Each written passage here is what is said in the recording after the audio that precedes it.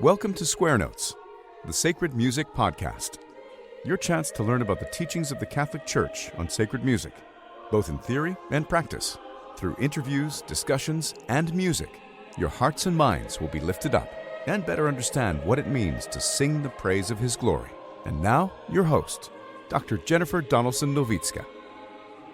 Hello, listeners, and welcome to Square Notes, the Sacred Music Podcast, the official podcast of the Catholic Institute of Sacred Music.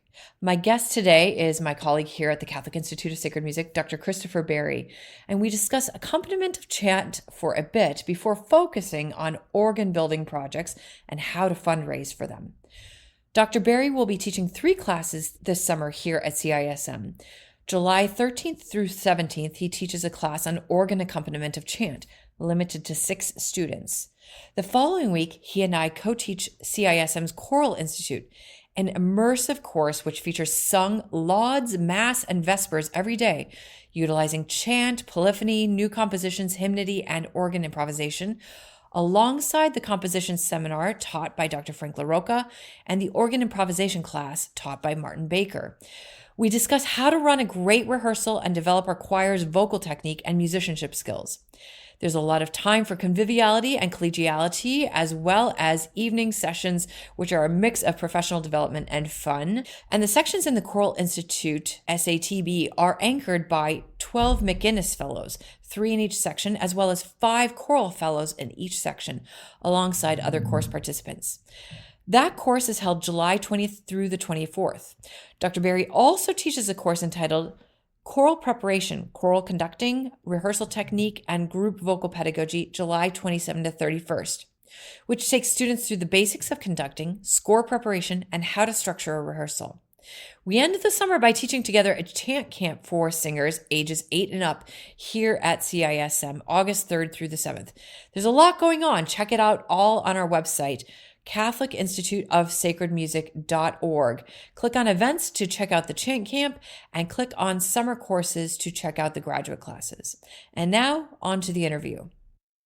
Chris, it's great to have you back on the show. And now you're recording from only a couple miles away from me. Yeah, it's great. Or down the hall sometimes, you know? So it's great to have you here on campus. And it's been great to have you here full time at the Catholic Institute of Sacred Music.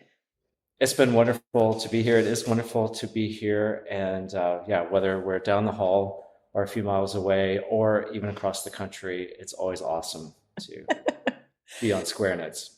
So, question to start before we get into our main topic today. You're teaching a class this summer, July 13th through the 17th, here at the Catholic Institute of Sacred Music, with spots for 6 students, organ accompaniment of chant. How are you going to approach that topic, and why is it important for parish music directors to know how to create their own accompaniments of chant when they could just open a book and read it on their own? Yeah, great question. So, and I've had some experience with this in my new position here at Church of the Nativity in instituting a program of chant there. And I've experimented actually with, we instituted the St. Michael hymnal, which has chant accompaniments written out. And I actually thought I would use those for a week or two. And so I did. And I just found the chant really sort of stilted, stagnant, and my own eyes and mind kind of buried in the score, like it would be buried in the score of a Franck organ score, Then I just went to the chant notation, which is what I've normally done anyway. And I just found myself so free, able to react and support what is actually happening vocally in the moment, as opposed to making sure that I played every note on the score. And then also just the flexibility that it gives with key, so that I really can be prepared to adapt the key to the recitation tone, let's say, of the celebrant, during the preface leading into the Sanctus, just as an example. And so I can do that from chant notation just by moving the placement of do around, let's say, Whereas if I'm looking at a score, then I have to think, okay, this score is written in E minor, but I need to do it in D flat minor. Oh my goodness, how do I do that? So it's a totally different thought process, which is greatly simplified playing from the chant notation. So in the class, we'll talk about that, and then we'll start from the beginning of doing just what I said, being able to... I heard that's a very good place to start. Wow. Yes, indeed. Yes, we bring out the best jokes for this show. So, we'll learn to read and transpose from the chant notation, and then talk about the different styles of harmonizations and what type of or style of harmonization one might use for different chants, etc. So I think in following the class, one would develop a great facility already, even through the week, in being able to harmonize chant. That's a great answer. I feel inspired just from asking you about this. We worked on building that class together. Yeah. So now I'm going to move into something that every organist loves talking about. And as a pianist who just happens to play the organ, sometimes we pianists who play the organ, our eyes can roll back a little bit. But organists love talking about organ building and all the minutiae. So that's what we're going to talk about a little bit here. And with a particular emphasis on how to actually make a project work in your parish, perhaps even especially if you're limited on budget and people aren't fully on board. So I would like to just begin by asking you, how do you make the decision about whether you're going to buy a new instrument, work with a builder to create that instrument, or if you just are going to renovate the historic instrument you've got? Yeah.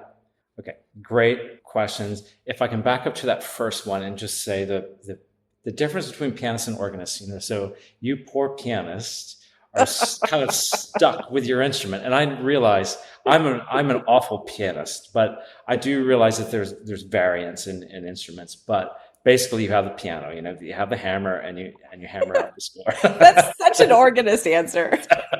So, and so a lot of us can approach the organ like that. Well, it's just as a former colleague, quasi boss, once said, it's just a unit, right? Like, can you just play this unit? Basically, like a toaster, right? Oh, wow. Of course, you use that kidding. term, the toaster. And so, yes, we can treat it like that. Whereas we realize as organists that we are sort of like, it's humbling, and that we are limited by the instrument that's in front of us. And the instrument can be anything from barely functional to being one of the great artistic masterpieces of the Western world, and anywhere in between. So that's why we, as organists, have to delve into organ building and why it's important to us. And then, so we find ourselves at a church, to get on to the rest of your question. And there's an organ, as we said, in front of us. And then perhaps a question comes up as to, is this organ satisfactory as is? Does it need a renovation, or actually, do we need to investigate a new instrument? The first thing is, and I'm going to be a very hard line about this, and this does not imply judgment on anyone, I assure you, but we can't countenance electronic counterfeit substitute instruments. They're not organs. Starting with the hot take. Great. If we have those. And there have been people who've sort of consulted me on organ projects, coming in hot about an electronic instrument because it's all they can afford. And for me, that's a non-starter. It's just, we're talking about the glorification of God, of Almighty God, and the representation of the sacrifice of Calvary. So we need to offer the best that we possibly can, and that's not an electronic substitute. The fact is, these days, for the same budget that an electronic substitute would cost, you can procure an older pipe organ, or even a smaller pipe organ, which is a real instrument with its own breath, the blower, which approximates the human voice mechanism, and its own pipes, again, approximating as closely as possible the human voice, which is the perfect instrument, as we all know, for the church. So one of the things that implies is that we have to sort of get out of our minds the paradigm of some mammoth instrument, like at Notre Dame for each and every parish. The pipe organ does not have to be that. I just played a small instrument in Reno, Nevada, 5.5 stops, which is wonderfully beautiful, delicate, but also supportive of congregational singing, and also affordable when you talk about an instrument of that size. So we need to go with pipe organs. So that's the first thing. Let's make sure we have that. And if we don't, let's throw out the electronic substitute as soon as we can and raise money for a pipe organ. Over the long run, it's going to be less expensive because you're not going to have to replace it as often as an electronic instrument. Then we have an instrument, and it's a pipe organ, but perhaps it's old, or perhaps it has a lot of problems, needs a lot of maintenance. I think a lot of us encounter that issue. And then so hopefully, our pastor might ask us, well, what do you think? Should we try to fix this instrument or renovate it, or should we look at a new instrument? So then we need to have some criteria in mind. First of all, do we have an instrument that's ideal for the room it's in?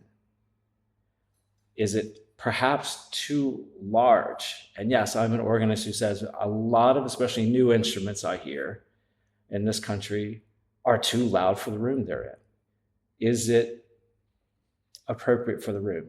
But also, is it too soft for the room? Does it need more stops? Especially, does it have enough foundation sound? That's 8-foot sound that can fill the room. I remember the most impressive organ sound I've ever heard was many years ago, walking into Notre Dame in Paris for the very first time, during a mass, and hearing the organist improvising on the 8-foot harmonic flute. And it filled the room. It filled that vast cathedral. One stop. So that's what we should have in our foundations. What we want to avoid at all costs is the top-heavy, screechy mixture sound. So if our instrument has that, we really want to think perhaps about a new instrument which has more foundation and less upwork and less mixtures, or fewer mixtures. Also, is our instrument located properly in the room, which is on the main axis and preferably elevated? We want our instruments to not only be sonically beautiful, but visually beautiful, so that everything about it lifts up the minds and the hearts of the clergy and the faithful to God.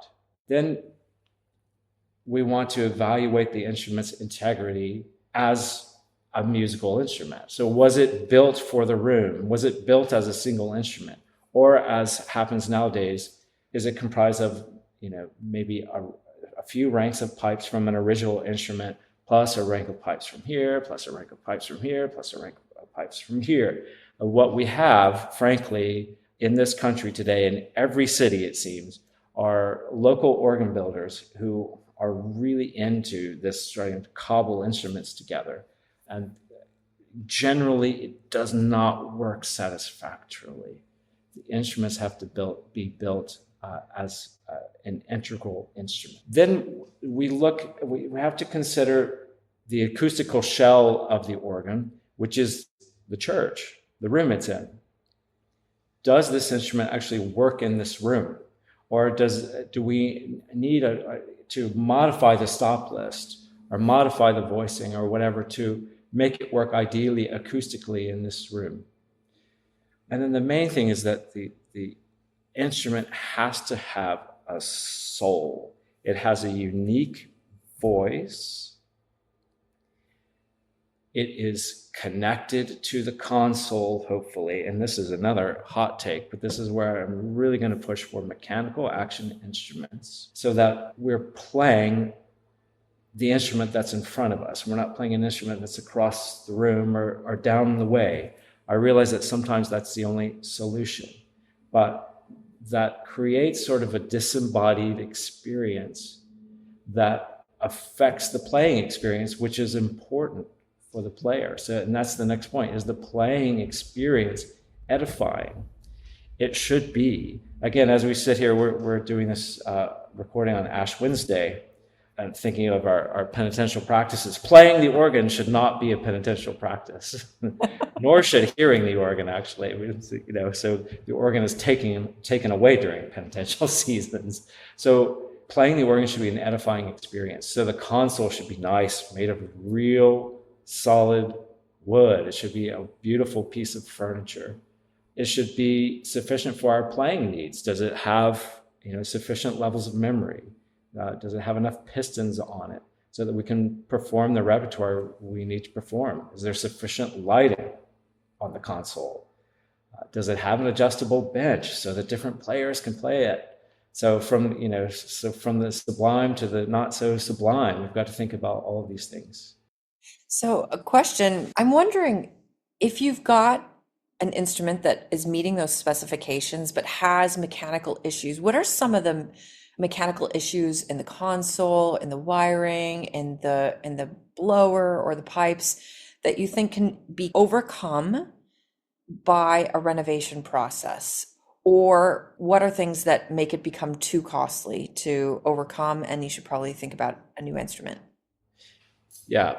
So the reason I'm going at these sort of overarching questions is that once we have the answers to those, then we can evaluate what costs should be countenanced and which costs shouldn't be. So that if we have positive answers to most of these questions, that the instrument is what it should be for the room, that there's at least the potential to make it a beautiful monument and offering to God, then we can delve into the repairs and or the renovations that are necessary to be done. So, I would say, to get into the nuts and bolts of your question, if the organ is functioning more or less properly with just a few problems, let's say that there are some ciphers in the instrument. That's when pipes sound and they're not supposed to. Well, that, especially if it's a mechanical action instrument or if it's an electro-pneumatic instrument, that can be sussed out and repaired pretty easily. That problem of a cipher is, unfortunately, in my experience, more or less a prominent feature of direct electric action instruments. So it'll never be fixed entirely, and it would be sometimes quite costly, actually, to figure out the electronic issues behind the ciphers. So if we're having tremendous cipher problems on an direct electric, we might want to consider a new instrument. So you see that some of the questions can depend on the type of instrument in front of us. If there are problems in the console, like with the combination action, with the pistons, etc., it's always those electronic questions, like in most appliances, that are the thorniest, but they can be worked out. It's just that some money will have to be set aside or raised if those are the only issues. It would almost be like evaluating any other problem. If there are manifold issues in the console, for instance, then we might want to investigate a new console. If there are manifold problems with the actual organ, with pipe speech, constant issues with tuning or whatever, then that's when we might want to say that it's not cost effective to go at the current instrument we have, but we want to reevaluate. But if the problems can be gotten under control through an outlay of some funds up front, then we should do that and then maintain the organ well, and then it will more than pay for itself. Great, that's really helpful. Let's talk about a situation in which you decide that you need to go with a new instrument and you have a blank slate, limited perhaps only by the imagination about what your fundraising campaign can support. And we can talk about that in a moment. But with this blank slate, what are some of the first steps that you take? The first thing I would do is engage a structural engineer. So if your organ's in a loft, which most of them are, this is something that's going to need to be done at some point. And actually, there are questions about whether, how much weight a choir loft can support. And structural engineers can take a while to respond, to make an appointment. So I would do that. Then I would really evaluate how much money there is. I was once, for an organ project, given a very small amount that was going to be possible. And it was all that was going to be possible. It was made clear to me that this was important, but there were other fundraising needs, and this is all we were going to get. So with a very small amount of money, we were able to get an instrument with a lot of integrity. Again, it wasn't a large instrument, but it was just a little bit more than most electronic instruments would cost. So that can help you, that amount can help you then zero in on builders, etc. And I would say also earlier than later to have a very specific conversation with your pastor and trusted parishioners about aesthetics. It's amazing how important little questions of aesthetics, especially visual aesthetics, can be, and they can really make or break projects, and they can really decide for you the organ builders you should zero in on. Any organ builder as well is going to be concerned with the acoustics of the room, as we all are. So that if you have a sense that the acoustics of the church could be improved, it would be good to consult an acoustician, again, sooner rather than later, to advise you on what might be done.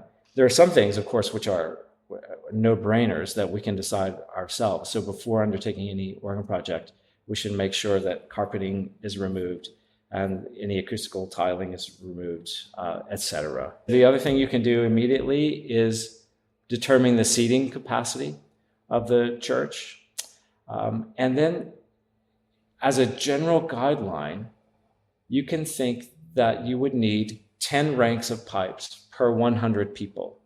And this is really flexible, but again, 10 ranks per 100 people. So if you have a church that seats 400, you could be thinking of an instrument of up to 40 ranks. And it doesn't have to be 40 ranks, but that's a general guideline, depending on the number of pews, so the acoustical properties enter in and that sort of thing. Then get measurements as soon as you can of the space where the organ would be located. So again, if that's the loft, you want to get the height, the width, the depth of the loft, and then take pictures of the loft and the church in general to provide to prospective organ builders. Okay, so let's go with another option that's somewhere in between those two. What makes a project like going to Organ Clearinghouse or something and finding a used instrument that seems to fit kind of the specifications you were talking about for a new organ, but one that's already pre-built? Where does that fit in financially and in terms of timeline and best choice scenario? Yeah, it's a good option. So Organ Clearinghouse, or even eBay, now I've seen good instruments advertised on eBay, can be good options when especially budgets are limited. And also, quite frankly, sometimes there are really nice instruments which are available there on Organ Clearinghouse. You're talking about a much less expensive budget than for a new instrument. Sometimes even the organ can be had for almost nothing. And then you just have the cost of moving it, of doing any renovations that are necessary for your space, etc. The difficulties are involved with what I just said, adapting it to your space. So again, to getting back to how we started off this conversation, organs are generally built for the specific space they're going into.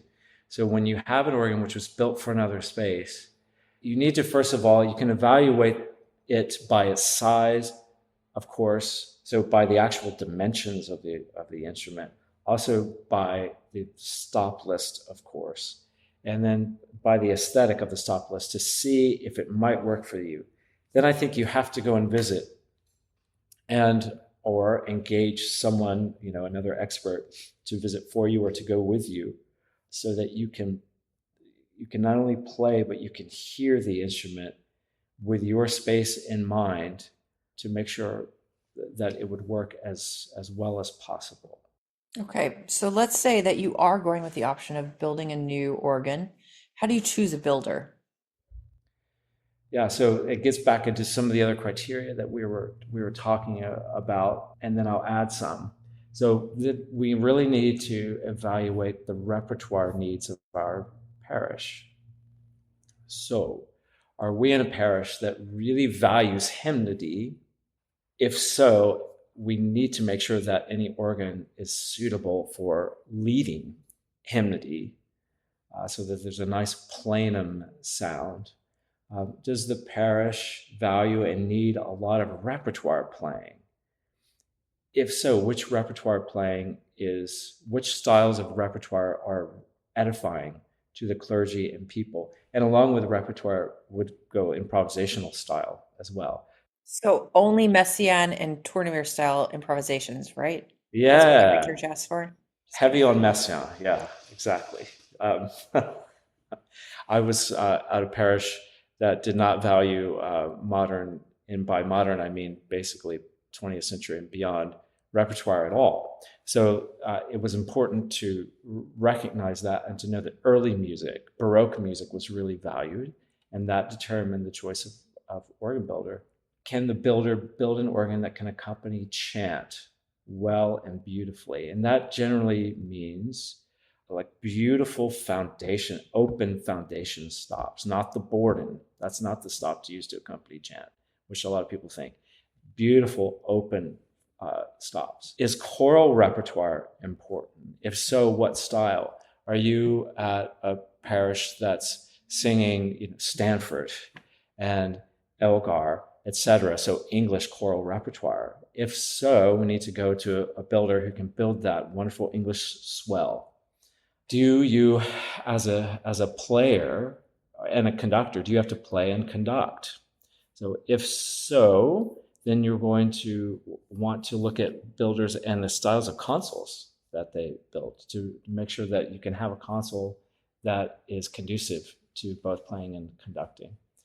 And that's it. And again, as long as concomitant with the organ console being edifying, the instrument needs to inspire you as a player. And when I say you, I mean that it's going to inspire future generations of players as well, so that good musicians are going to want to be employed at that parish so they can play that instrument, and that even musicians who are still on their way to being great musicians, are inspired to achieve that greatness for the glory of the Lord through the beauty of that instrument.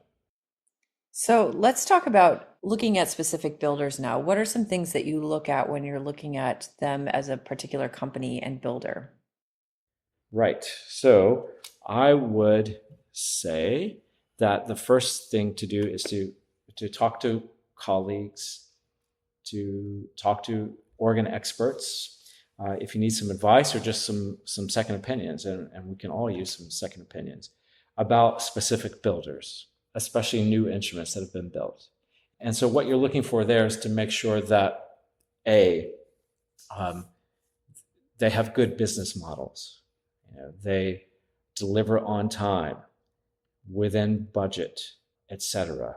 B, that they deliver what they say they will deliver, and that they are willing to dialogue about the aesthetics of the instrument, sonically, visually, etc. You can tell that by, through conversations with colleagues. Then once you've narrowed down your builders, you have to go and hear them. So in person. Recordings can give you a general idea, but through the time of COVID and hearing so many services online, etc., I've realized that almost any instrument can sound decent electronically, online, but pipe organs are meant to be heard in person, and there can be quite a different impression when you're actually in the room. So you need to go and hear them. And then using the repertoire criteria that we talked about, choose the builders to go here, choose a handful of them, maybe, and then narrow down based upon like really visceral impressions when you hear the instrument. Again, is it appropriate for the room, or does it overwhelm the room with sound? But does it fill the room? Does it, certainly we don't want anything that feels anemic. So can you tell by listening that the builder is a craft builder? They build like a craftsman and not like an assembly line builder. Once you've determined that, then you can go and visit. And you should go and visit, 2 or 3 shops so that you can see for yourself how the shop is handled. Again, is it handled like an artisan shop? There's a builder we recently contracted with who makes all of their own tools, not only everything that goes into the instrument, but their own tools. That's what it's about. So you can tell that. You can also tell how clean the shop is. You can see the wood that they use. Is there wood they're curing that they're going to be using in their instrument, etc. And then it becomes a matter of personalities, everything being about relationships. Can you work really closely with this organ builder? Or is there something that gives you pause? If there's something that gives you pause, maybe trust that and trust your intuition about the personality. I'd really like to work with this person, because you're going to be working very closely, and you want to have trust and amiability so that basically you can get what you want, while also, the organ builder can trust you and know that you're going to listen to them, and there's going to be a healthy back and forth. Great. I would like to move into a question that everybody has, and that's funding. Who do you go to when you have a big ticket item like this? How do you start building the foundations of a fundraising campaign? Yeah, I would say that from the beginning of our time at a parish, we ought to, of course, try to play as well as possible, no matter what the instrument is.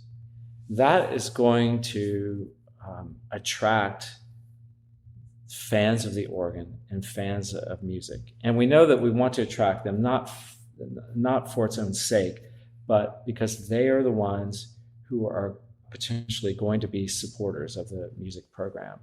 So we identify those people, and again, through pure motives of enhancing the sacred liturgy for the glory of God, we build relationships with these people, and just to build up Christian community.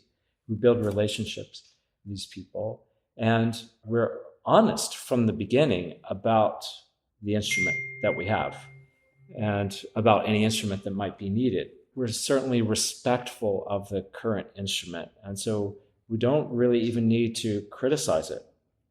And in fact, I don't think we should criticize it. I mean, one should always be aware that there might be donors still around who gave, towards the current instrument, etc. So what we can say when asked is what the lacunae are in the current instrument, and what renovating the instrument or what a new instrument might add to the music program. I think all of this builds an atmosphere of trust, just naturally shows our expertise, and people will respond to that expertise and get behind us. We need to also, of course, be talking to our clergy about this. Hopefully our clergy are interested in this. Try to educate them on at least an elementary way about the mechanics of the organ, how the organ works. I've discovered that a primary way of doing that is by inviting people to see the organ, have them come up to the loft and show them around the instrument. So that I've seen people who are not really musical, but really become interested in the craft of the instrument. Once they see the complexity of the instrument and how it's built, they tend to be amazed and they want to know more. So it's about building those relationships. Once you're forthright then about any needs for a restoration, renovation, or a new instrument, then you can talk about finances quite openly. And I think it should be talked about quite openly. So, what are some specific asks that you can make? We know that fundraising goes better when you ask for something specifically. And of course, we're asking for a specific instrument, but are there more specificities you can give to people to motivate them to donate? Yeah, well, so an instrument is an incredible naming opportunity. An organ can be named after a family, named after an individual, etc. Ranks of pipes, individual ranks of pipes can be kind of adopted and named and listed in certainly program booklets, publicity. I'm aware of an instrument. I guess I've been involved in organ projects since the time I started playing the organ. So when I grew up in Baton Rouge at the cathedral, there was an organ project going on. And so I assume it's still there, there's a plaque listing all the donors to the organ program. So in perpetuity, this plaque will be there commemorating these people, sort of like on stained glass windows we see in lots of older churches, so that even, the people come through generations, scores of years, centuries later, and pray for these people. So there's that. And then we've also had success in offering programs on the current organ for small groups. So you have small groups in, and you maybe play a recital or just a demonstration of the organ quite casually so that you can talk to the people. And then, of course, you're not only playing, but you're having them into the instrument so that they can see it and you can show them the needs that you have. You can show them warts and all what's going on in the instrument so they can have a real visceral sense of it. And then also that any children, that might be there for that program, playing the instrument a little bit, that can be, there's nothing more inspiring than see a child delighted by the organ. So those are just some of the ways that I've seen parishes have success. Again, getting people interested in the organ can involve showing them pictures, videos of amazing instruments. Or certainly if you're serious about like 2 or 3 builders, up to a handful of organ builders, find recordings, videos especially, of their instruments and show them to people.